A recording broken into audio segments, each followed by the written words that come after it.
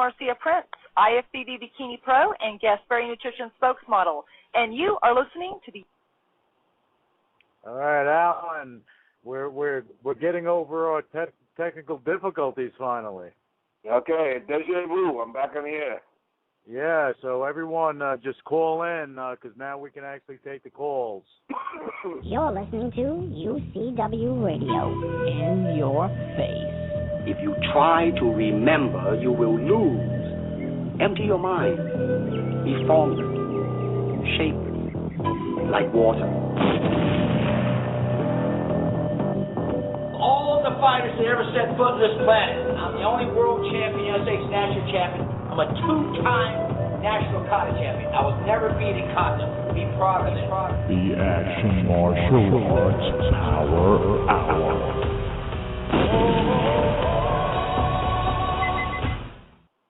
All right, I know you love that intro, Alan. That's right. I like what Bruce said. Empty your head. Heads out there. Anyway. Yeah, exactly. Unfortunately, we had some technical difficulties, but that's okay. We're back now, so hopefully we'll have. I think we have Alan Woodman coming on, right? Yes, we do. Okay. Don was just trying to call me on my private line, but I couldn't pick it up, of course. Yeah, so we'll have back in. Yeah, we'll have Don the Dragon Wilson on the show. But we can revisit what we were talking about.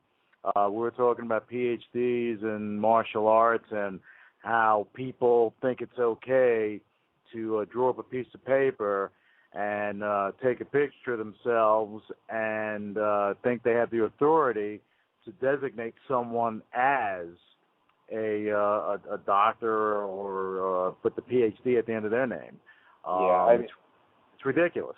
It's ridiculous. I'm going back to what I said before. I spoke to Frank Dukes the other day, and he kind of listened to what I was saying, and he kind of started to be persuaded because he was trying to be persuaded the other end.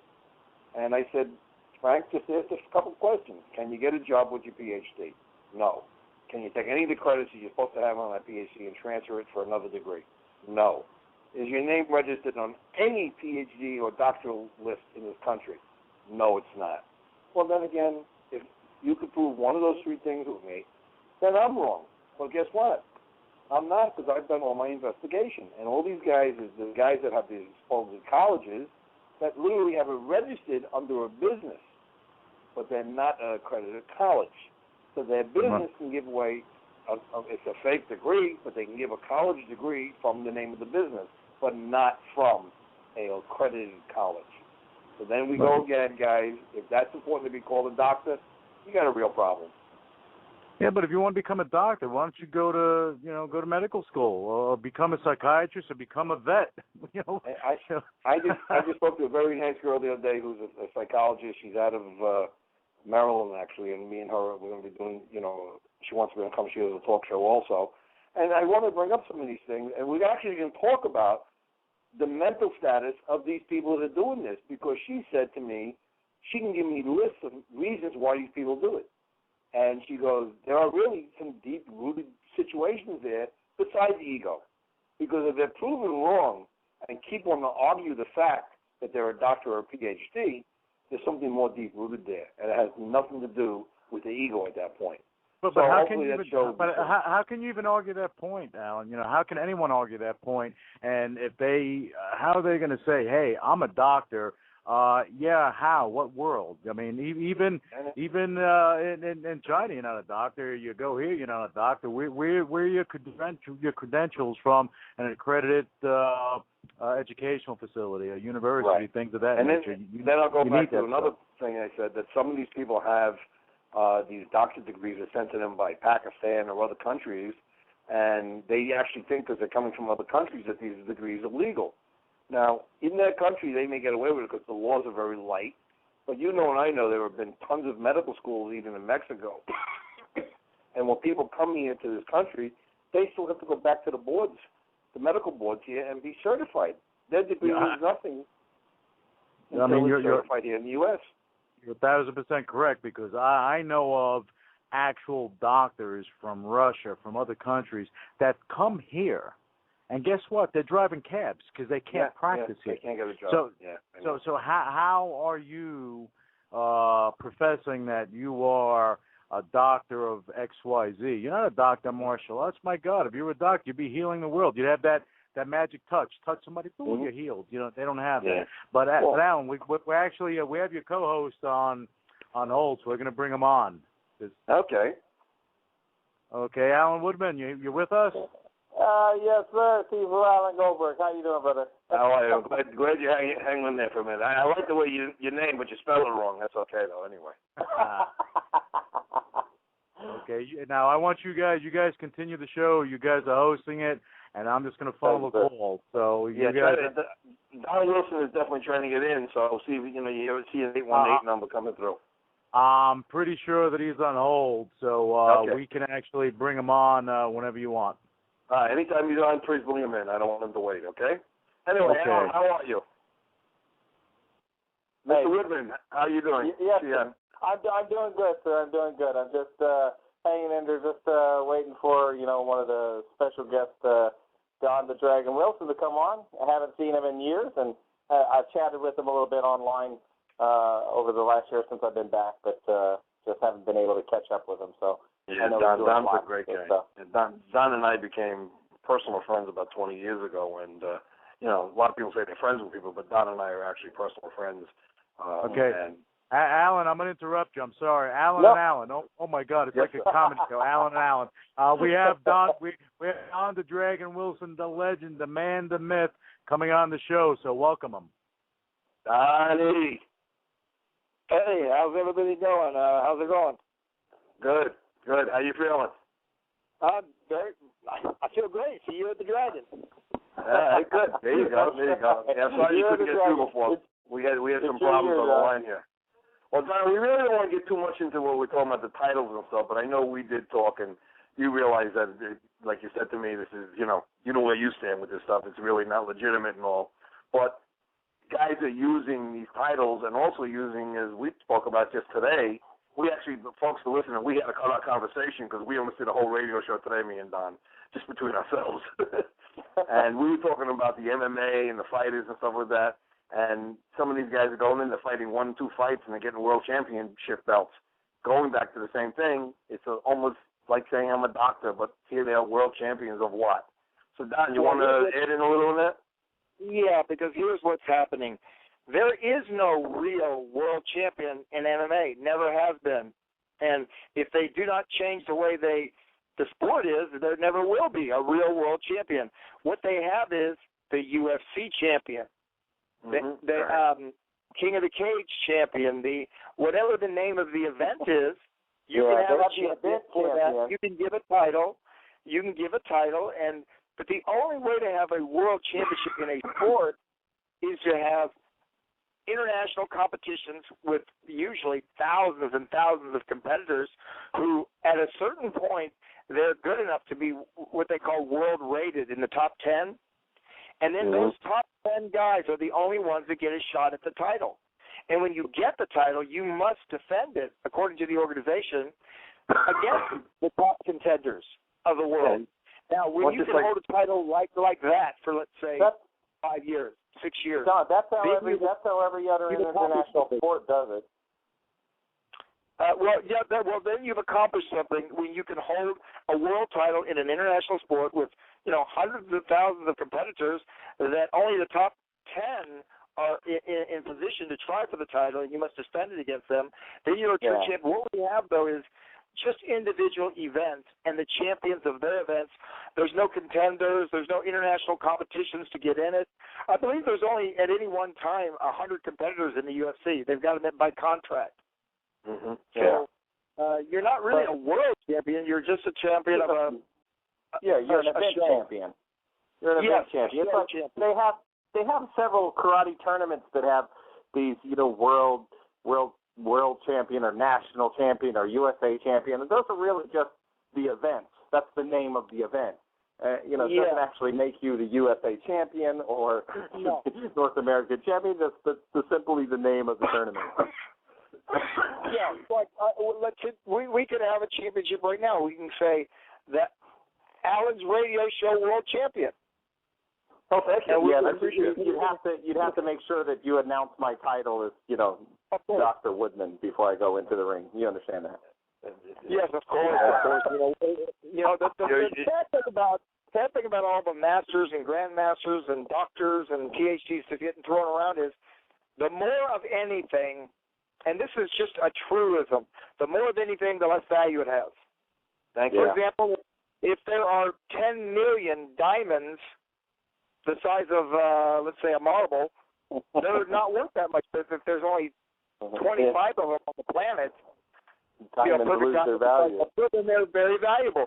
So when you have all these people calling themselves doctors and great grandmasters, and it just dilutes the meaning and the value of whatever it is you're talking about. Hey, Don, if I can ask, this is Alan Woodman. How you doing, brother? I just wanted to ask you a question. We had a similar conversation way back. I don't know if you remember the Masters in Action Convention. We went down to San Diego, and we had that thing down there. We had a similar conversation about, people using that title Master and Grandmaster way back then. About, during my lifetime, it's my 40th year in martial arts this year, but in my lifetime, growing up doing martial arts, I could honestly only remember being ever even introduced to one grandmaster of any style in my entire 20, 30 years of martial arts. I've met maybe one really that I know of. I think Daniel K. Pye was the grandmaster of my style. Now, it depends on your definition of the term. Now, what I understand it to mean, or what it used to mean, old school, was you are the leading proponent of a style which is international and which has, stood the test of time. In other words, your style has you don't have two schools and it's lasted for 5 years. Right. Right. It's generally an international style, and it's gone on for X number of years. Now, the value of being a grand master is your style has produced many, many superior students. Because if the style hasn't produced the students, then what is it actually? Maybe it's the grand master of jumping jacks. I think I think people honestly forget. In all honesty, I think people forget just the value of just being a sensei, just being a teacher. Thank you. They really do. Yep. And as I said, if you look at my posts, I always say, what happened to the sensei and Sifu titles? Where all the titles? Now, I'm not saying there's anything wrong with the other titles, the Kyoshi, and that's fine. It's still respectable enough. But when you start taking titles that are not in the martial art world and throwing it in, then we have a problem.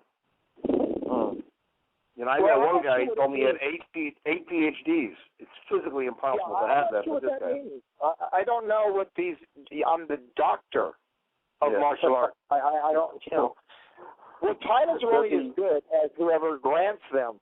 So you go to the source and you say the basic question for anybody who says, "Yes, I'm Dr. Philip. I'm Dr." So you would just say, "Where did you get your degree?" Just as a curiosity, because anybody, if you asked me, you said, "Well, you're a world champion. Well, what sanctioning body?" Well, I would say the WKA, and I'd say KIC and IFKA. In other words, I would immediately respond with an answer. But if you ask these people, "Well, where did you get your degree?" If they don't immediately respond, then obviously there's something not respected in their. Yeah, but you know the problem. You know what the problem, Don, is there's been such a con job given out in this country is that guys who, again, like you say, have two schools in the basement of a church and make an organization together, and they're the ones giving these doctor degrees out, and they claim themselves the International School of College of Martial Arts, Oriental Studies, and stuff like that. And it looks so real and sounds so real. The average person looks at it and goes, "Well, this looks real." And, "Oh, wow, it must be, legitimate." Well, Unfortunately, the average person then is they have to do the due diligence to investigate someone before. Like if you're going to sign your kids up to be taught by the Dr. So-and-so, the great grandmaster of some style. Well, if you just sign them up, you don't know what kind of expertise the person really has. And, I'm kind of a Ron Paul guy when it comes to the individual. I think it all falls down to us. We've got to investigate people ourselves, and don't give them the respect because they have in front of their name a D and an R, doctor, PhD, whatever. Yeah. You check them out. Depending on how vulnerable you're going to put yourself to them. For example, I would if a guy continue walks up that. to you, Alan. A guy walks up and says, Alan, I want to borrow $100,000. Well, I think you'd check him out before you gave it to him, right? No kidding. Yeah. Well, if a guy says, Alan, I want to teach your son martial arts. Well, you know what, Alan? You better check him out. That's right. Hey, Don, I think that actually goes all the way back to not just the doctor titles, but the master titles and the people who are 8th, 9th, 10th degree black belts or what. You really have to verify any school that you go to. Who is their instructor. It's pretty easy nowadays with the internet and the access to technology. Oh, the internet is the best thing that ever happened to the film business. The internet is changing because in the film business, a guy can walk up to you, meet him in a bar, and he says, "Oh yeah, I'm a producer." Mm-hmm. I mean, what do you know? Your first attitude in a bar, you meet a guy who says he's a producer, you can't say, "Oh, you liar," or whatever, because let me tell you something, you might meet a producer in a bar. So when you come back, that's where they normally are. You come back to your room, you go into the Internet Movie Database, IMDb. You can check out every director, every writer, every actor. We're all on it. There's not a single working person in entertainment that's not in that Internet Movie Database. So now, not all the BS, but a lot of the BS of Hollywood is now gone. Yeah, it's funny, Don. You say that. I had looked up myself, and I've done a few little, flicks over the years, things that I didn't even know anyone was registered, and I found myself in 5 different movies that I was in. So it's there. I'm not a movie star, so. It's a great service. Do we have any other calls coming in? I had an actual student actually tell me that I was on IMDb. I had no idea. I was like, what's IMDb? I had to look up what that was.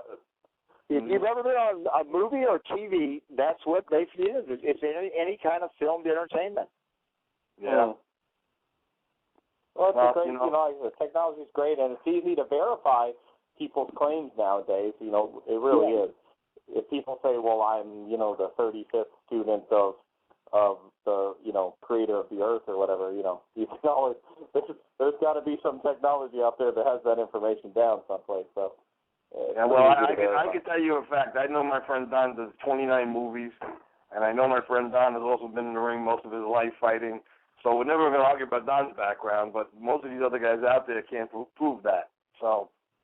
Oh yeah, true. Hey Don, what projects are you working on right now, bro? Well, my brother and I have got a new clothing line we're starting, and we're starting it. It's going to be for mainstream people, but it's called Traditions, and that's Traditions with a Z.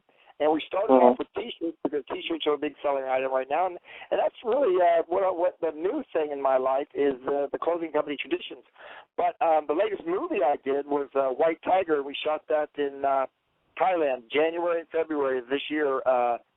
Cindy Rothrock, Matt Mullins, and Joe Lewis and I shot a movie called White Tiger. Yeah, what's going on with that TV show you were doing also with Lou Ferrigno? Well, it's the first time I've ever done anything with TV.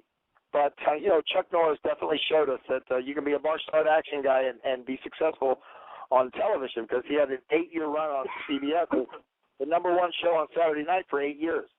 So I got asked to be a part of this cast, and it's a superhero show, science fiction, and Aaron Pope and Jim Sorelli are the producers and the director.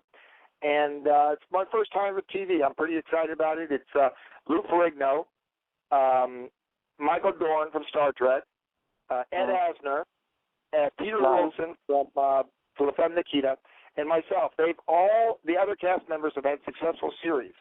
So I'm kind of the weak link, Alan. The weak link. Do you get to carry a ray gun? Well, you know what? I got all kinds of weapons, but the first thing they had me doing was for 12 hours, I was up on wires, flying running around a studio, and I believe it was a studio they shot Star Trek with, because it was huge. It's the size of a football field, and you go up on these wires 100 feet up in the air, or, not like 100, maybe it's 50, but it's all mechanical. There's people down on the bottom, and the camera is actually on a railroad track, and it's moving around. Yeah, it's moving. Everything is done by computers and guys holding these handheld devices. So, if you push the wrong button, maybe I'm going to drop like 100 feet. I don't know. It's a little scary. Well, listen, new experiences, Don. You're still getting younger, right? You're not getting older. Well, I'm 58 years young. Is that old? Listen, we were together a couple of weeks ago. You look good. You still better out there. not be. I'm going to be there soon enough. Yeah, man. It's all mental. It's all mental. We keep have to tell ourselves that also, but it's all mental. So, Alan, when you think about it, for 28 years, what my career, my profession was to knock people out, and they were trying to knock me out. And I fought some of the best guys: Louis Smith, James Waring, Oaktree Edwards. I mean, big heavyweights, right down the middleweights. I'm lucky to be able to remember my dialogue. I'm happy for what I got. Do you remember your name, though? That's the important part. Yeah. Well, people sometimes at your event, Alan, at the Hall of Fame, they say, "Don, are you going to do a demonstration?" And I said, "Watch me sign my name. That's my demonstration." There you go. Well, talking about the event this year, I know it was your first time you missed the event last year. You're doing Long Tiger, but this year's event, we're working on it. Looks great. I know you'll be back, and you're like one of my good luck charms. You're always with me there. I even remember one year that you actually were at an event in California. You flew out to eat for the dinner. You had dinner, and the next day you flew out. I didn't sleep for 2 days because I went to that event. I took a red eye out that night to get to your place the next day. Right, and I think you were in New Jersey all about 18 hours before you went back home again. But I'll tell you what, it was worth every minute. Anybody listening to this program, you're hurting yourself if you don't come to that event. It is the premier event in the world, and you know me, I travel all over, Alan. Yes, sir. It's a great event, Alan. It really is. We're working on it. We have a new celebrity. Besides all my old timers showing up again, which I always appreciate, we have Kevin Sorbo coming in this year, and I'm pretty excited. Yeah, very nice guy. We've been in contact, and he's actually very excited about coming to the event. He's like thrilled about it. So he's done some martial arts and sword play, and he says, "Listen, I'm not really in the martial arts category as guys like such as Don Wilson and Bill Walsh and these guys, but I am a martial artist." I said, "Listen, our event is more of a family-oriented event anyway. Everyone comes as part of the family. It's not my event anymore. It's everyone that comes event. So once you come in, you'll love it." I had Ray Mercer there last year, and I had Jimmy Super. These guys actually call me up to make sure I don't forget about them because they want to be there again. And I'm honored. I'm honored about that because that's what I try to produce, is that an event for everybody wants to come to year after year, just because it's a feel-good event. Forget about the egos and the martial arts. It's a feel-good event, and that's what it is. You know what? I call people my friends in the martial arts, and it's a bunch of friends in the martial arts. And for one weekend, it seems to me anyway, of all the places I go, everybody leaves their ego at the front door. Yes, sir. Yes, sir. And everybody comes in, and everybody is on the same level, and we're just there to celebrate the martial arts. Yeah. Just having a good time. That's it. As a matter of fact, this year we have an MMA tournament going on this year. We have Bam Johnson has this new circuit that he's doing. We just finalized that for this year. So we have we have our regular tournament. We have that. We have over 90 vendor booths. We have the business end of it coming in. I have they've got 50 seminars by the world's best, and I can't ask for more just by the crowds that come in and want to be part of it. So the only thing we don't allow at my event is doctors and PhDs. and I actually have that on my paperwork. I swear to God. I said, if you want to be called Dr. PhD, please do not send in this paperwork. So far no one has this year, but I've had it before already. Well, Alan, aren't there now I may be wrong, but aren't there some legitimate colleges in America that have a curriculum which includes a doctorate of the martial arts. Aren't there some schools? There's only one that's called Cambridge College out in Massachusetts. There's an associate degree in martial arts. That is the highest given. There are no other colleges in the United States that have any courses other than that. Now, some courses do have a martial art course in it, but as a martial art degree, it's only an associate degree, nothing higher. Yeah. Oh, okay. And I've done all my investigation. I've been on the phone. I've had paperwork and letters sent to me by the High Board of Education, the U.S. government, the whole 9 yards, and they actually have. Excuse me. They actually have. I almost gonna die today, I swear. Yeah. You know what it is, Don? I got a cold from when we were in the casino 2 weeks ago. Breathing that air in there, filtered air. Every time I go there, I always get these colds. But they have a PhD program in writing, but there has never been anyone that has put the program intact yet or used in any way. And actually, the course costs about $25,000. So if a martial artist wants to do that, 4-year course, God bless them. But no one has at this point, so it's never been put in implemented yet. Alan, you use the term $25,000. It sounds pretty high. But the reality is, I believe this number is pretty correct. Just to graduate a 4-year degree, they're estimating it's close to $100,000. A 4-year, that's right. Yeah, 25 a year. I'm saying for your tuition, for your room and board, for your books, and it's $100,000. Now to get the doctoral, that's 3 to 4 more years on top of the 4 years. Yeah. So really, to get a normal PhD, I'll guarantee you, it's over $100,000, $125,000, $150,000. Oh yeah, definitely. Yeah, Don, if you could lend me the money, I'll go to school. Yeah, if you want to pay that, you deserve it. You deserve a doctoral or whatever. Hey, Don, go ahead. I had a question for Don real quick. Go on now. Go on. Hey, Don, I just want to know, I don't know if you're aware, I just published the new martial arts directory, the martial directory. Yeah, I sent you a copy of it. I don't know if you know. You were actually listed in the book, one of the top 100 martial art instructors in North America, period, bar none. Thank you. Thank you. I don't know if you got a copy of it yet. You should be getting it. So. I'm in there too, Don. You let me go in there also. Yeah, Alan. See who Alan Goldberg's in there? And you put my Rock. Yeah, Cynthia Rock, Jeff Imada. Believe it or not, I've taken one of Alan's seminars. I went to it. I didn't actually physically participate, but I did go to watch, and he is a teacher. I can vouch for him. If anybody out there just thinks he's a businessman or a promoter, you're wrong. He's a martial artist. Thank you, Don. Well, you're my best commercial. Thank you. Yeah, well, you know what, Alan? I could be paid to do many things, but to talk about somebody's background like that, there's not enough money. If it's not real, I wouldn't say it. So you're the real deal, Mr. Goldberg. Thank you, sir. I appreciate that. Now I have to raise my class.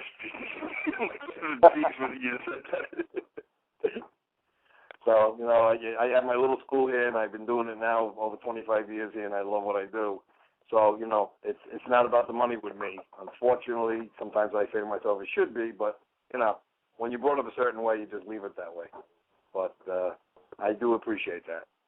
So, anyway, but, I just wanted to go back to the thing we're talking about. In anyone out there that's listening to this program or listening to the archives, I am not a crazy guy that's so bent on saying that, well, I am crazy, you know that. But I'm not a crazy guy that goes and bent on things and say, well, this is the only way it is. If you can prove to me that you have a doctor's degree in martial arts, not given by some business or not given by some guy in the backyard that had opened up an accredited school.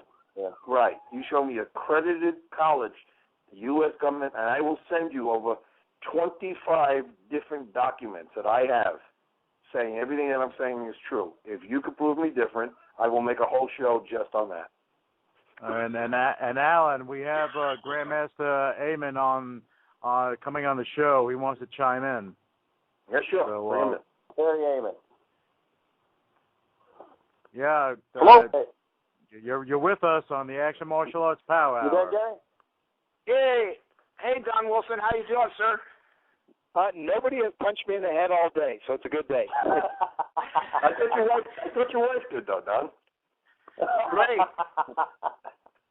Yeah, I want to say hi to you. I have a short time. I got a class to teach, but I wanted to say hi to you, Don, and nice to hear from Alan again, and Alan Woodman. He's coming down to my event on October 13th. He's going to do a seminar. And you know, as far as all these people with degrees, I mean, there's so many people out there. I mean, there's more 10th degrees than there are white belts nowadays. You know, every time you go to Facebook, you add somebody else. And, you know, what can we do? You know? Well, here's one thing we can do. Not get too bent out of shape. That's one thing we can do. Because it's not really that much, it's that important either way what somebody calls themselves. It really, it's, I don't believe anyway. I don't believe we need to, overreact. Yeah. Yes, sir. And that's true. But you know what? I'm not into slamming or witch hunting anybody. I'm into recognizing people who they really are and go with that. I think we spend so much energy and saying this person's a fake and this person's fake, we're going to get inside. You're going to get in a legal battle, and it's not worth it. My thing is to recognize the real people, and the people that didn't get recognized, because they didn't have 40 or 50 years in martial arts, you know, to be where they should be. If we can devote most of our time to building up martial arts and martial artists, I think that's really the best way to go. Well, you know, I agree with you, everything you're saying here. The only problem that we have is when people try to push down your throat that they're these titles, doctors and PhDs and stuff, and the rest of the martial arts world, and I have proof of this. I think then maybe the audience doesn't realize I have my own martial art magazine. I'm a legitimate magazine. I'm a publisher, and I have people send me these things all the time. Now, if I publish them, I'm also liable for their fraud as a publisher. Well, this is where the problem starts. So as a publisher, I always say, as Alan Goldberg, I just laugh in their face. But as a publisher, I do have to voice my opinion to the fact that I'm not going to get fined $1,000 because someone wants to be called a doctor of martial arts. Well, believe me, I get it all the time. Alan, I also believe if you give them a certificate with that on it, you've now given them your blessing. Mm-hmm. Yeah, that's the problem that you actually have. You know, when you're doing when you're going that kind of route. It's kind of a self-perpetuating problem. So we have equipment going on back there. Yeah, Alan, it's Lou. We were talking earlier about Frank Dukes and how he kind of changed his tune. Don't get me started. He's going to sue me. Controversy on the Action Martial Arts Power Hour. But that's what it's all about. It's about discussion. Well, you know, we talk about, you know, I'm the type of guy, just like Don said, he came to one of my seminars and he saw I was a real martial artist. I don't go around bragging I'm A, B, C, or D. I'm Alan Goldberg. I am a martial artist, but I don't say I'm the greatest martial artist in the world. Now, I always say, just prove it to me. Same thing as going back to these things with degrees and stuff. Prove to me that you are a real doctor, PhD, and I will say, fine. But when you come to me as in the martial art world and these titles are being thrown around, I have to say, prove it again. So going back to the thing with Frank Dukes, I don't say bad, good, or indifferent, but if he is what he is, just like Don says, he proves it and that's it. So, he can't prove it because the LA Times did an expose on him, and one of the things he was saying was, you know, he did these, very covert special forces kind of secretive military things when he was in the military. So the LA Times went to the Army, and they found out he was a supply clerk and never saw any action. And his response was, well, that's my cover. So a guy has got an answer for anything. You know, if you push them, they'll have an answer. You know, what can you do with that? If it's he claims that he's knocked out all these people and he won all these events, but then he says, well, they're underground, they're secret events. Well, then how do you counter that? You know, if you're a real fighter, you fight. It's televised. There's associations, athletic commissions. But I mean, he's got this undefeated fight record, this great fight record, supposedly known only to himself. You know, he doesn't. You know, he can't say where he got it, or give me a list of the 10 top guys you beat. Because I tell everybody, you're only as good as the fighters you beat. Yeah. And so, rather than say I've got a record of 2,000-0, I'll just list a few of the guys I beat. If you recognize their names and you respect them as fighters, well, then that's my street cred. Mm-hmm.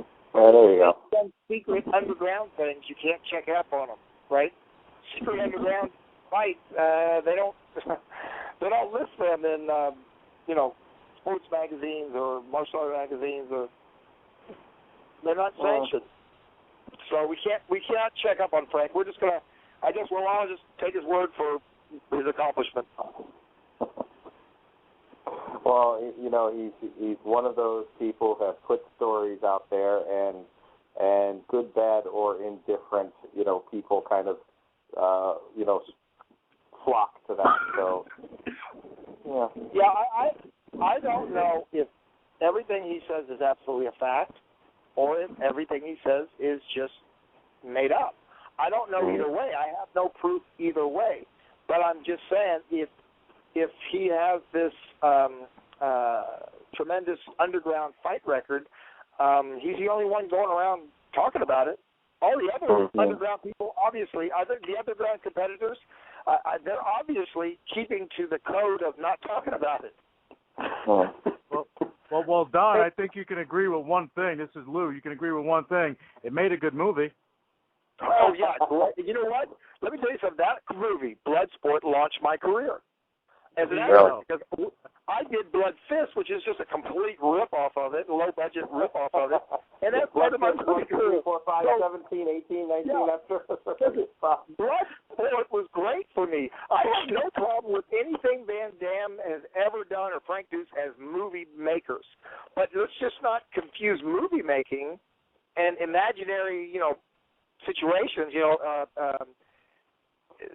Movies are make-believe, right? It's make-believe. I've actually heard they're going to redo Bloodsport. Well, they probably do a good job of it. You know what they should do is redo it, but do it in the future. Make it like a sci-fi or something. That might be cool. You've actually had a couple of movies like that, haven't you? The sci-fi genre in the future thing. You know what? I like the mixing of sci-fi and martial arts, and I'm not the first one to do it because George Lucas did it with Star Wars. Yeah. Mm-hmm. He had that two relationship. Yeah. He had the master. Remember Yoda, the master, the Jedi Knights were like samurai. Yeah, that's the whole martial arts thing there. Yeah. Yeah. And the Matrix, they throw more kicks in the Matrix than I do in my movies. There you go. So sci-fi and martial arts is a good mix. Don, do you remember? I did a small part in a movie with Billy Blanks back in the day, TC 2000. You remember that one? I absolutely do. I think wasn't that made in Canada? Was that a Canadian movie or? Vancouver, yeah. Some of them shot in America, some of them shot in Canada, yeah. Yep. Well, listen, I gave Billy Blanks his first start in movies. Yeah. Blood Fist was his first film. Mm-hmm. Yeah. Well, I know there's plenty of other films ahead because martial arts is not dying down. It's only getting bigger and bigger. So the more films that do come out, I always say too, you may not like certain martial arts films or whatever else. Anytime a Van Damme comes out with a movie or someone else, it brings another 1,000 kids into a martial arts school. So that's a very important thing to realize. Hey, can I have a moment real quick with Don Wilson, sir? Go right ahead. This Grandmaster Amen, can I say something about Frank Dukes? Yes. If you have any information, okay. I was very skeptical. Movies exaggerate everybody. I know that, and a lot of people make up things. I can't validate everything that happened in overseas. I do know that there was an underground, and I had to come across a lot. I've trained Navy SEALs since the 80s into 2000. And I thought the same way as everybody else. I thought Frank is just a made-up movie. But there are a lot of my SEALs that came across and were trained by Frank. And not only trained, they've seen him overseas. So, I wouldn't say he has every world title, but I did believe that he did some fighting, and he did train the SEALs. Simpson from SEAL Team 5 is one of those guys, and Adam Worthington is my backup. He was commander of all the SEAL Team 6. In fact, 6, 1, 2, 3, 4, 5. So, I agree with you. There's a lot of exaggeration out there. You can't. There's no videotapes. You can't document it like in the U.S. You can bring up all of it. But there is truth. Frank did train special forces. He did fight overseas. Maybe not won every world title or whatever. I can't. The Army says he did not fight overseas. He was a supply clerk at the San Diego area. But if you believe Frank, that's his cover. Then if there's actual people that fought with him, I'd rather believe the actual people than just some blanket statement from the government. But anyway, that's good news because I would hate to think that Frank just made up everything. Maybe everything Frank says is true. I don't know. Like I said, I have no idea. Yeah, and I was like that, Don. I was really big. I was a total think that Frank is a fraud, like everybody else out there, like everybody claim and make what they are. But yes, being on a Navy base and had a contract for the SEALs and on Coronado, I've came a lot of many SEALs, and it's like there. That's where you and teaching SEALs. It's not about what belt you wear, it's what you know, and I grant it. I think the movie really exaggerates. Everybody exaggerates what they are. I really hate anybody putting anybody down. And, granted, here's my way. Amen. I would do the old-fashioned, face me in a dojo if you're that good. That's how I would do it. That's my old-fashioned way, Well, I've been involved in a few of those. That's real old school. That's what we used to do it, though. We used to do it, though. I remember when you opened up a school, there were knocks on the door, and other black monks from other schools came there to try you out. Oh, yeah. I could tell you, I could tell you old Chinatown days that were pretty underground too. If you fight women's abroad, if you get somebody's respect, they leave you alone. Then everything's cool. That's just the way it is. When I was. was in high school in Los Angeles, my door was open to anybody that could come in, jump in they could welcome to come out on the mat anytime. I was never worried about it. That's the way it used to be. I had a couple of confrontations myself. Mm-hmm. I think we all did. I mean, I just recently had one myself, but the gentleman was not my student, so let's just put it that way. In the boxing world, we call it the gym wars. You have gym wars. You're not being paid. There's no referee. Guys just come in to try you out. And, we had it in the martial arts, that's for sure. Not so much anymore. Now martial arts is opened up. It's like a family thing. There's a bunch of kids around. It's not the atmosphere for guys to fight each other anymore. It's almost like a social activity. I mean, I would just like to see. I would just like to see to the point where martial arts get back to where it originally was. Get back and train. Stop with the stories. Stop with 45 certificates from guys overseas that means nothing, and just be a martial artist again. But unfortunately, we've gotten to this title crap and these certificates from every organization that means nothing, and we've portrayed ourselves as being frauds, as everybody in the martial arts, unfortunately. Because if I don't have 45 certificates, I look like I'm a fraud. Well, look, don't put us down. Fizzling down of martial arts is very common in many things.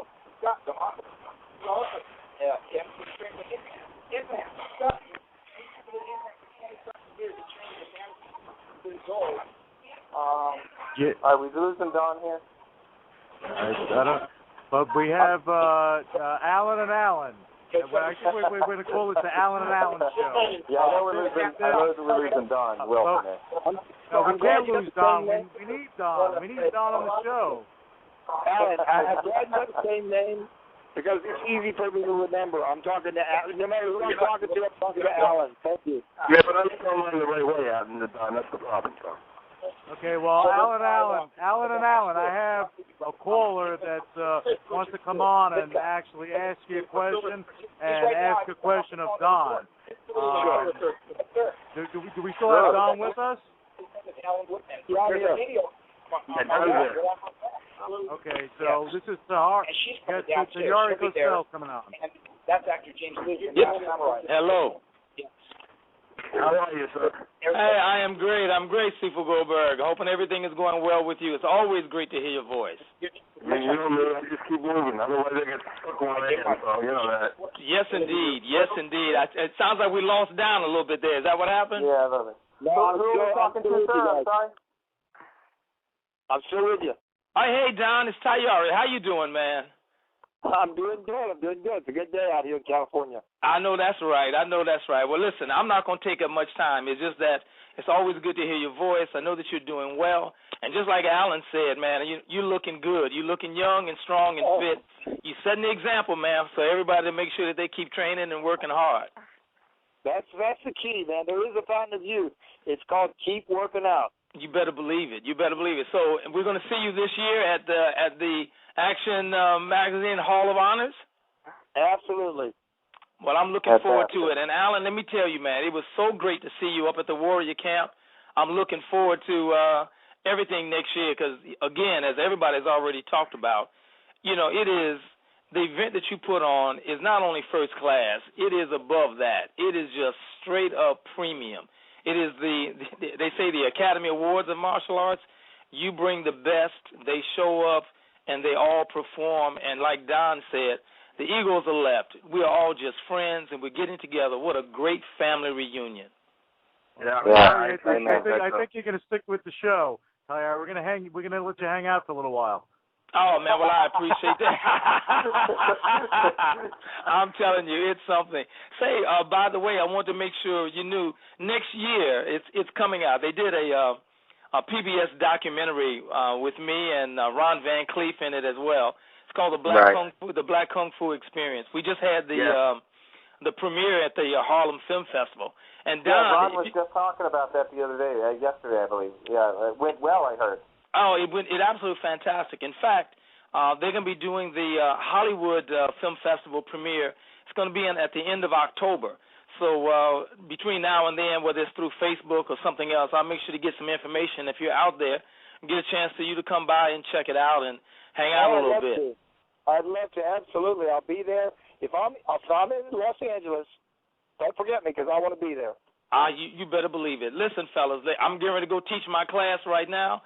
Alan, stay strong, and thank you once again, man, for everything that you do to continue to promote the martial arts with the integrity that we have all believed in, the discipline, the fight, but the courtesy and respect is utmost, and we know that.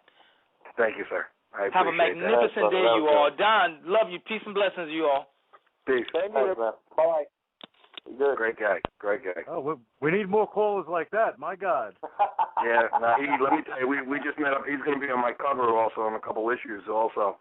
He's been also a pioneer in the martial arts many years, and that's what my whole thing is about. Being able to put together. I put the pioneers and the white belts together, and that type of group together. Man, it just brings such harmony. And the egos and the titles and keep it out. Get it. That's like another part of my problem. We don't need that crap. Let's just be martial artists and enjoy each other. And unfortunately, you're not going to get it all the time. But I'm on the phone here. I'd love to have you come to the event, see what we do. There is nobody that says anything in negativity of my event because there's nothing negative done at my event. It's only done for the betterment of the martial arts. I've never seen anything other than happy people. That's what I see. You want to see a bunch of happy martial artists? If I can give you a little story, I have to tell you, actually, last year was my first year at the event. As a lot of people know, I've been living over in Japan for the last, 14 years or so. I didn't get the opportunity to come back and do the show, but at Alan's kind of nice invitation, I came to the show last year. I thought it was fantastic. Met lots of old friends. Got to meet lots of new friends. It really is. I be honest to say it's the best martial arts show, period, in the United States. I'd say in the world. I think it's fantastic. Well, I tell people if you've been to some of these banquets, I could say there's not one martial art banquet that even has, I'll say a quarter. No, I would say a third of what we have in the amount of people that show up. And I hope I can do it again this year. It's just a matter of, the economy and everything else. I'm keeping my fingers crossed, of course. But, right now we have over about 17 countries signed the board already. I want everyone to come down and be part of it, whether you think you deserve to be there or not. You still deserve to be there and meet the people that do deserve to be there. Be part of it. Come down as a white belt, a yellow belt, whatever you are. Meet all the great guys, because unfortunately we just lost Joe Louis, very dear friend of mine, and it was a great loss. But my event brought a lot of people into the presence of Joe Louis, which you might have never have met him before. And people thank me to this day for that. They were able to meet Joe and actually hang out with Joe. So, we were all pretty fortunate we had Joe around for those years at my event and being part of it. So come on down and be part of what we do. Well, on that note, I want to play a little something, the intro that we played for the Joe Louis tribute, Alan and Alan. Mm-hmm. So just hang tough. Let's listen to this. Our story tonight is about a character, a rather famous name character in Joe Louis. No, it's not the Joe Louis that we know, the bronze bomber. This Joe Louis is from Los Angeles, California. He's arrogant. He idolizes Muhammad Ali. He can kill a man with one blow. He's really a rebel in every sense of the word. All the fighters that ever set foot on this planet, I'm the only world champion, United States national champion. I'm a two-time national kata champion. I was never beating kata. Be proud of it. The Action Martial Arts Power Hour. Okay, just wanted to play that little tribute. Hope you guys don't mind. Yeah, it's an awesome thing to hear Joe's voice. It's funny too. The other day, Bill Wallace had called me. He was talking about some people. And what's funny about my event, which I have all our celebrities and people, and we have 30 celebrities or so come to my event every year. I'm the only event that these celebrities recommend people to come to my event. Because Joe Louis one year brought 5 tables of people, because he believed in the event so much. So when guys like Bill Wallace and Don, any of these people call me, I'm honored because they think that much of my event to want to bring people to my event. And Bill called me to give me somebody that he wanted to come to my event this year. And the first thing he said, he said, "How you doing, Bill?" He goes, "Still trying to get over Joe." So I don't think that's going to leave. And I got to do something special this year. I don't know what yet. Work on it, and we'll do something, though. We have to remember one of the greatest guys, let alone forget about the martial arts, one of the greatest guys. When you became a friend with Joe, you knew he was your friend. So. I think even Don Wilson can state for a fact that without Joe Louis, his own sport wouldn't be where it was for him to do what he did. He was a pioneer. He had to knock down a lot of the doors that I just walked right through. So, I have a debt of gratitude to Joe. But, I got to spend a couple of weeks with him, getting to know. So when you're on a movie set, you're in a foreign country, and you're together basically 24 hours a day for a number of weeks. And it was near the end of his life, so he kind of knew that there was writing on the wall and that he didn't have much time left. So I think he really showed his real character at that time. There was no... we all put on a different mask depending on what group of people we're in, right? Right. I mean, we're different people to different people. You're different to your wife than you are to your best friend. You're different to your best friend than you are to a stranger.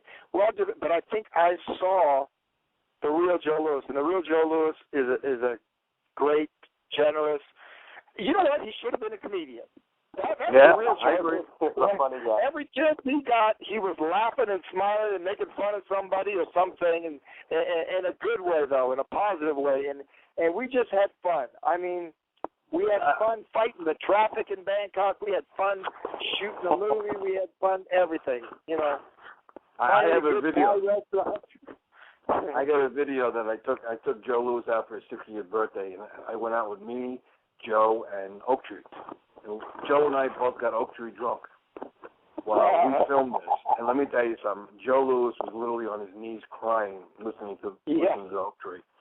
And someday I got to just take that and give it to people to see that video. It was such a riot. So, some real good times with Joe, other than just the martial art world. So, definitely. Yeah. People say, well, he'll be missed. He's not going to be missed.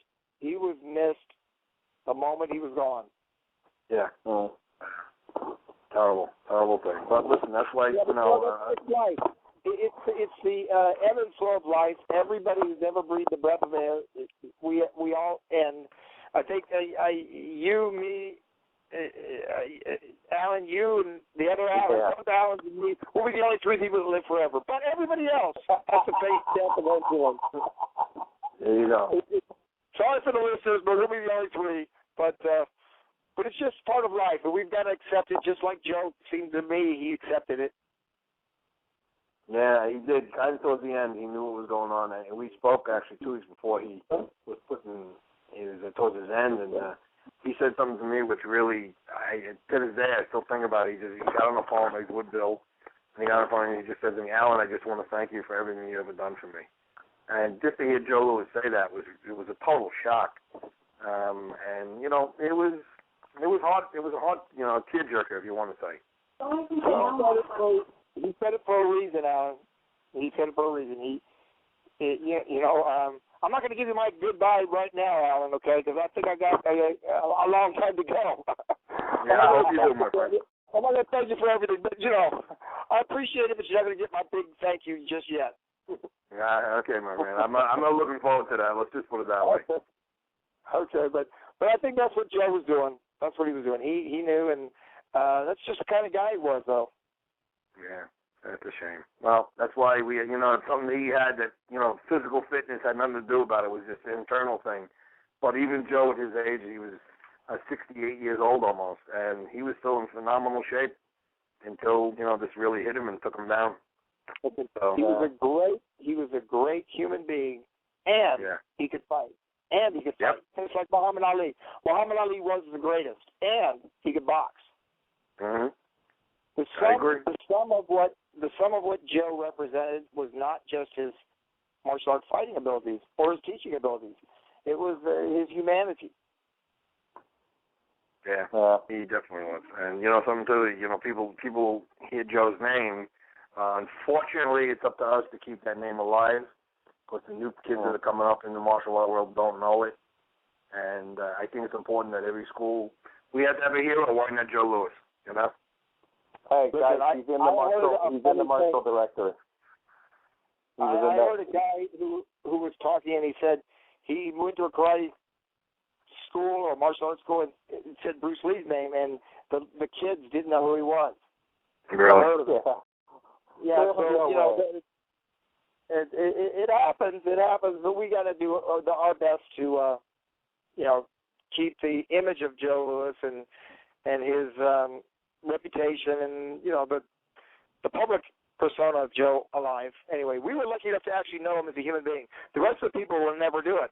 The younger generation, they'll never know him like we did. Yeah, true. All they'll know is they'll just know his reputation and his mark in the martial arts world.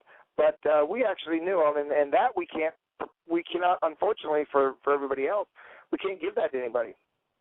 No, but I think that's something that we get to share with each other. That's kind of that's one of the cool things that he gets to leave with us. Is he left that impression on all of us individually.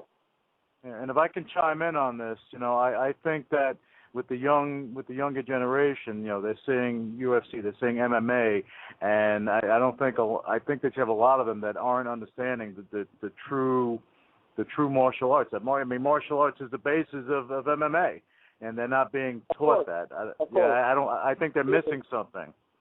Listen, Bruce Lee said way back in the 60s, in the late 60s, he said mix all the sports, all the martial arts together. It's not just one martial arts or my style. He said you have to study everything, which he did do. And he had the martial arts UFC type gloves before they were invented. He invented them. Right.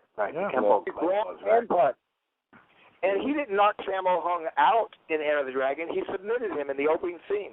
Mm-hmm. Yeah. So he was doing an MMA fight. Mixed martial arts is striking arts with the grappling. That's the mixing of it. Split leg arm bar for him. That was what he was doing. Yeah, but mixing the arts is, of course, logical. Bill Walsh was a wrestler before he was a martial artist. Joe Louis was a wrestler. I was a wrestler before I was a kickboxer. We always knew that grappling was a part of it, but there was no sport in our generation where we could use grappling. Believe me, Bill Wallace would have been the best MMA guy that ever existed because you look at his body, his strength for 165 pounds was unbelievable. And his wrestling coach was Dan Gable. I don't know if you don't know wrestling, Dan Gable is still one of the premier Olympic wrestlers in the history of American wrestling competition. And that was Bill Wallace's coach when he was a wrestler, Dan Gable. Yes. Wallace was a phenomenal wrestler, and he went to judo because grappling was his natural instinct. And the only reason he went to regular martial arts, traditional martial arts, was he hurt his knee doing judo.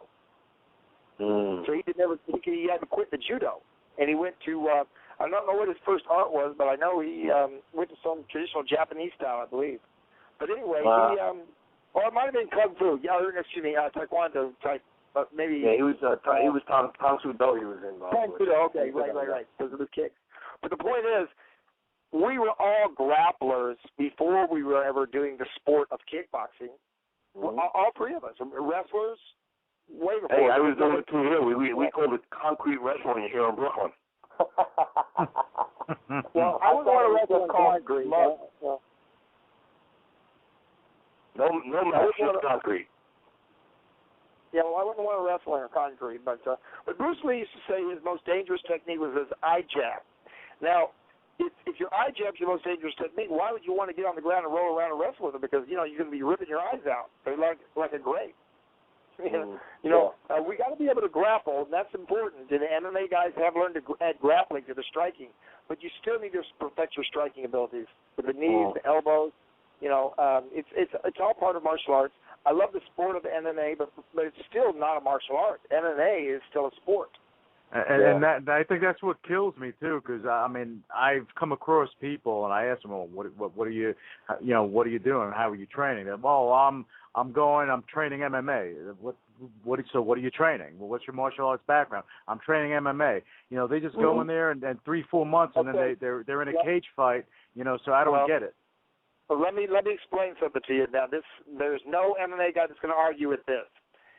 They got a position. If you get on the ground, you're supposed to roll over on your back and put your opponent in between your legs. You're supposed to put him in your guard. Now they call that the guard. I call that suicide when you're doing a street fight. There you go. My opponent right in between my legs. Right? You want it right there where your groin is? No. So that shows how far that sport is from self-defense. I mean, if you've got eye gouging, groin grabbing, you don't have a cup on, the guy's going for your groin, and you can bite, then if you can do just those three things, if you can go for the eyes and the groin and bite, there's not going to be any grappling. There's not going to be any submission. Hey, Don and Alan, actually, I have this will take you back a little bit. Do you remember the original UFC held by the Great? Sure, they were the first people who brought it over here. Do you remember how they used to run? Yeah. Do you remember how they used to run that event? Everyone came in gis. They came in traditional karate and jiu-jitsu and judo uniforms, and they pitted arts against arts. It was kung fu against jiu-jitsu, judo against this. I actually liked that format better than what it is turned ultimately into now. And I wish they would kind of go back to that. Well, that was a spectacle. Now it's just a sport. Basically, it's just a popular sport now. I think when that came out, I think it was more of a curiosity too. Everyone it was a spectacle. There was no weight divisions, and it was a way they could sell it without having a real sport. Without having rules and regulations and that type of thing. But it's just like. One of my very first full contact fight was fought with no weigh-ins, and it was fought on a concrete floor. My first kickboxing match. Now imagine if I'd have knocked somebody out, they'd have been dead. Right. But it's the sport of MMA started with the UFC's original tournament idea, and then it's evolved into what it is now. Hey, Western boxing, they used to fight bare knuckle. Right. Yeah. Yep. And if you dropped a guy, that was the end of that round. So you could have like 30 knockdowns. That's right. They would sometimes go into 100 rounds, depending on if the guy was still standing. Yeah, but if you went down to one knee, that's the end of the round. Every time he touches the ground, he's spinning around. I think in some parts of the UK, they still bare knuckle. Mm-hmm. Well, we got a little soft here in the USA, we're going to tell you. But, the UFC and all these MMA groups have actually made a sport of it, which has brought the dollars in a different way. Is it good? It's good and it's bad, depending how you look at it, Yeah, it's good and it's bad. It's good and it's bad. But you know what? Predominantly, it's good. My opinion. It's improving martial arts. But, I know right now we've got these guys learning to fight. They don't step into a school and bow. They haven't learned. The very first thing we teach a student is to bow, right? That's the respect. Sure. Yep. Well, if they would just go back to some of the values. Bruce Lee believed in mixing the martial arts. He did not believe in taking the philosophy of the martial arts and throwing it in the garbage. Mm-hmm. The student teacher, he didn't teach about. He wasn't into just teaching people how to fight and rip each other's eyeballs out. I mean, it was, there's a reason why before you get to the level of a black belt, you have developed self-control, discipline, focused attention. I mean, you learn many valuable life lessons as well as how to fight. But unfortunately, I think you go to an MMA gym, you come in there, they just start teaching you how to choke guys and punch them, kick them. Yeah. We're missing the traditional values of martial arts and just training people to become fighters. But that's where I feel there's a problem. I have my school here in Brooklyn, and I have people walk in here, and I tell them, if you're looking for all this other stuff, you want to fly, you want to jump, you want to do all the circus acts, go somewhere else. You want to learn Kung Fu, I teach Kung Fu. And what I do find with a lot of these MMA schools, they get guys come in, they sign up, the next thing they're going to think they're going to be the next Dan Severn or Randy Couture. They get into on the mat, they get into a fight. They put them in a ring somewhere, and they get their asses kicked. Then you wind up losing possibly a good student because he might have had what it took to be a good martial artist, but not a good MMA star. And that's kind of what I look at now, that we're losing a lot of people to this. I mean, I meet 1 million people a year. I learned MMA. Okay. Well, again, like Lou said before, well, what do you study, though? MMA. But you're not studying a martial arts. I feel we're losing a lot of guys. I think it all comes down to, regardless of what you're taking, I think more people need to be more involved with themselves on learning the history, the traditional values, what it represents to them. It's not just, let's get on the floor and beat each other's head in, regardless of what art you do. There has to be some real value and culture inherent to what you're doing, I think. Yeah, I agree 100%. Yeah, I think that's what will keep us alive. That's traditional martial arts is. Yeah, that's what will keep our martial arts alive. Tradition. Yeah. I'm sorry. Martial arts is called old school. Yeah. Yeah. Well, I've been called old school because I do traditional martial arts. And something? I'm very proud of that. And that's why I get a little crazy with all the crazy titles and everything else out there. Let's get back to basics, guys. Stop the titles, stop the crap. Teach martial arts. I don't. Who's better? Who's not better than anyone else? But the real truth of the matter is, if you're doing martial arts as a whole, you don't need all the other crap that goes along with it. Because guess what? Don the Dragon Wilson, myself, Alan Woodman, we don't need that stuff. Why would someone else need that stuff? I think it all comes down to like having a solid foundation. Without that, what do you have? Yeah. I think all of us, we teach a lot. We travel a lot. We teach a lot of seminars, and I think whether it's Alan Goldberg or John the Dragon Wilson, myself, or I think we all go down to like, let's go back to the basics of what we're training. I don't know. Alan, tell me if I'm wrong, but when you teach a seminar, when you have to do a seminar, and Don, same as you, do you not go back, let me teach you the basics of something first? Because I only teach basics in a seminar. I don't teach any advanced stuff because I don't know these people.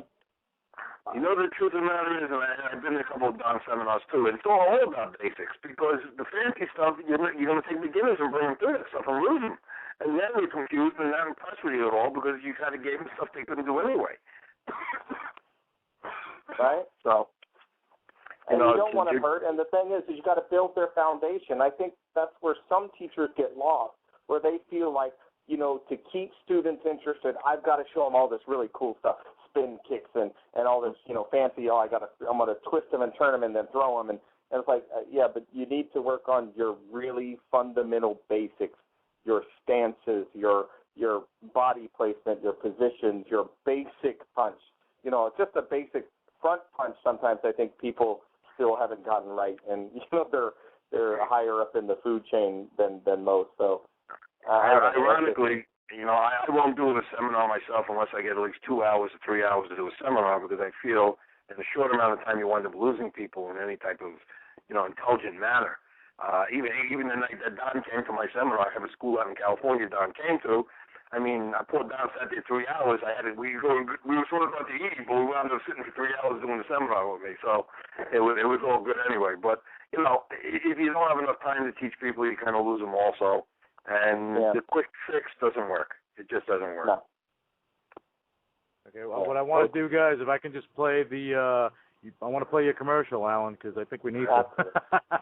Hang on. There you go.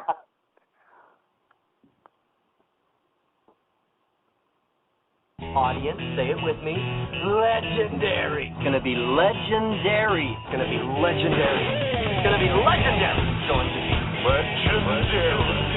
The ultimate martial art experience, Action Martial Art Magazine Hall of Fame, January 25th and 26th this year. Don't miss it. Bigger and better than ever. More stars, more people, bigger rooms. We're expanding everything. Friday night parties, seminars. So be there. You need to call me, 718-856-8070. I'll tell you more.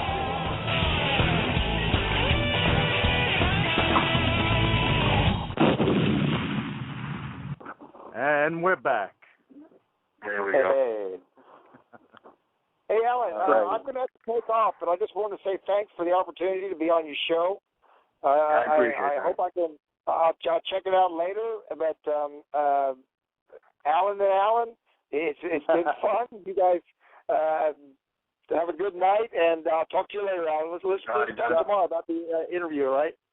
All right, brother. We'll speak to you later. God bless. Don, great talking to you. I'll see you at the event next year, young man. I'll see you next year. Bye-bye. Be good. All righty. All right, Alan and Alan. We had some technical difficulties, but I think that Don was a champ, as he always is, and everybody, and you guys did fantastic. I think that this is the discussion that we're going to have, for a long time, because it's a never-ending story. PhD doctors, and even with the MMA. So, you guys have more knowledge than most, right? I'm happy that people are actually listening and getting the message finally. Alan. It's funny. We had over 3,000 listeners last week, and it kind of blows my mind because we just started the show. But it just goes to show you, we got 3,000 listeners. The opportunity of people getting a chance to listen and be part of this. Call. Say what you have to do, you want to say, and being part of this, because the truth of the matter is, this is your time. If you don't like something, we don't get the negative calls in here for some reason. I don't know why, Alan. No, none of the negative people call in here. But, the phones are open. Call in. You want to argue with us? Yeah, I can argue with you. I've argued with the best of them before. Yeah, well, and I have to say something. I think that one person that did call in, which, it shows if you say something and you're going to back it up, you get on the phone, you get on the show, and you talk about it. Frank Dukes did that. Mm-hmm. He came on, and I give him all the respect for doing that. And he protected himself because he had to do that. Other people that do things or say things or profess things or, no pun intended, profess, but the professor and the PhD and all that crap, okay, they will put all this stuff on their wall, but they're not calling into this show, and I wonder why. Oh, I know why. I know why. But I welcome all these guys to call in the show because we've been talking about it for the past 3 weeks, and honestly, all these people, and I'm going to say it. You're not saying it, Alan and Alan. You guys aren't saying it. I'm saying it. You have these clowns out there that are professing that they're this and that. You know something? It's nonsense. If you have a basis to defend your honor, your name. Come on the show. Do it. No one's going to crucify you, but you better prove that that what you have is legitimate. You know what the real problem with that? I have to explain to you that if by legal rights I cannot mention people's names on the air just like that, but if they call in and they mention their names and come up with an argument, I could make them look like the fools they are simply because they're trying to progress to be something they're not. So I wanted them to call in so I could say, all right, you've got 24 hours to prove to me what you have to say in an email or a letter. Don't give me the crap that you think you are something or people around you express that you are that. It's all legitimate. It's all got to be put down on paper and said. People could say, oh, yes, the guy is what he says he is. But they don't have it, so they can't do it. Recently I saw someone, and it really pissed me off. A guy had a military certificate up online that he was in the police department and military police and all this other stuff. And the guy's never out of the Boy Scouts, let alone being in the military police. So here you go again, taking more proclamations from people, putting it up that people want to say, wow, this guy must be for real. And they're not. So why want to be the part of the show is that, if they have something to say, if they really want to be, I'll use the word, if they want to be a man, call up, talk to us direct. You think we're wrong, tell us we're wrong. We're right here. Yeah, and the other funny thing, Alan, I don't want to insult anyone that way. The only guys that I want to insult are guys that keep thinking they are what they are without being what they are. And that's not insult anymore. That's just pure ridiculous talk. So those guys are not the ones calling, and, that's their fault, their problem. We're good enough for people calling it. But Alan, you're doing this show. We're doing this whole thing to provide a forum where we're allowing these people to come in and call. Nobody's holding it back. There's a number. Call in. You know what? I'll bring you on the show, good, bad, or indifferent, because they're going to plead their case. Come on the show. Talk about it. That's it. Join the conversation. What I like about the show so far that I've heard is that anyone can call in and just talk about anything you talk about. It's a great thing. That's the way it should be. That's the way I was raised in martial arts. Talk to people. Incite debate. Communicate, share. That's what it's all about. But one thing I'll say, if anyone's going to call in, if we're doing a tribute show, please do not call in and talk about yourself. We had that incident for the Joe Louis tribute, and I forget who the guy is, but come on, have a little class. Don't do that. That's not cool. And I've been waiting to say that for a couple of weeks now. So. Well, you're definitely entitled, that's for sure. Yeah, but again, we have an open forum. We're going to talk to some of the people this week and see what we're going to bring up for next week's show. Bring another celebrity on. Talk about Hollywood. Talk about martial arts. Talk about MMA. Whatever you want to talk about, we'll talk about. Just don't call me late for dinner. That's all. That's all I care about. There you go. There you go. On that note, Alan and Alan, it's been great doing a show with you guys again this week and next week. Every week it's going to get better and better and better. And the bottom line is, the both of you, I think we have to really change the name of the show to Alan and Alan, because I think that's going to be a cool deal. Well, now I got to tell the audience the best thing. I have no idea what the frick I'm doing, but anyway. I'm down. Yeah, but we're providing a service. We're providing a forum. People can call in and kind of take the whole martial arts community, kind of embrace it, because not too many people have the credentials that you guys have and coming on the show and talking about it. The people that are calling aren't rinky-dink, guys in the corner. You're talking about legitimate champions, legitimate martial artists, respectful, and they're coming on here because of the people that are co-hosting the show. So that's what you guys bring to the table. I appreciate that. Thanks so much. Yeah, and I think it's just going to get better and better. But on that note, we're going to close out the show, and I hope to see to get more callers in next week.